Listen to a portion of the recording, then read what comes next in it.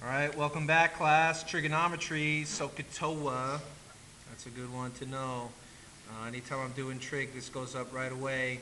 It reminds me of where I'm looking and what I'm using. And just to understand, here's my right angle. Everything goes off of that. Here I have an opposite. Here I have an hypotenuse and an opposite. This is adjacent. They don't give us anything for adjacent. They give us the O and the H. So that tells me I'm using sine here. And how I'm going to set that up is sine of the given angle, so this is a given angle A, 39, is equal to a ratio of my opposite over hypotenuse. Now, in order to solve this, I want to get x by itself, so I can multiply both sides by x. I get x sine 39 is equal to 30. Divide both sides by sine 39. And I get x is equal to 30 sine 39. Now, one thing I know from experience and constant repetition practice is if I get the x on the bottom here, okay, and I'm solving for that, I could just kind of do an inverse and essentially what ends up happening is these two switch, right? That's what happened, these two switched. So I kind of can go over to this step here and just say x is equal to 30 over sine 39. Now you will have to use a trig function on a calculator for this. One thing you want to look at is your mode and what mode you're on here. And if you see, if I'm working with trig, I want to be on a degree mode. If you're in radian mode, you're going to get answers that are off. I am in fact in degree mode. I'm going to go back and I'm going to look at what is 30 divided by my sine of 39. And I'm going to get basically a length for this side here of 47.67 here. And that's going to be my length for here. Let's take a look at a different type of problem.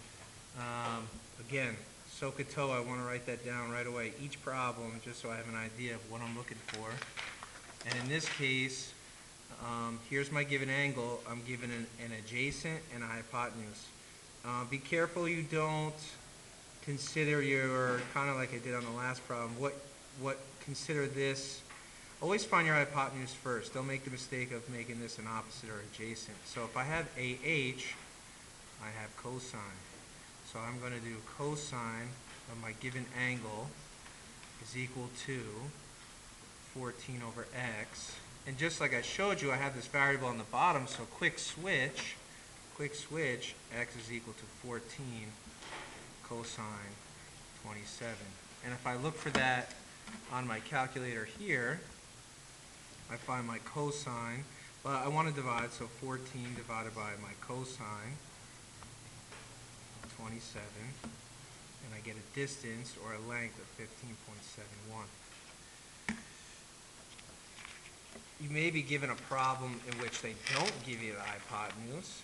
Here, right, here's my hypotenuse, and they give you an opposite, right? It's basically the side that's not connected to the angle and not the hypotenuse, your opposite, and then your adjacent, which is the side connected to the angle and not the hypotenuse. And SOHCAHTOA,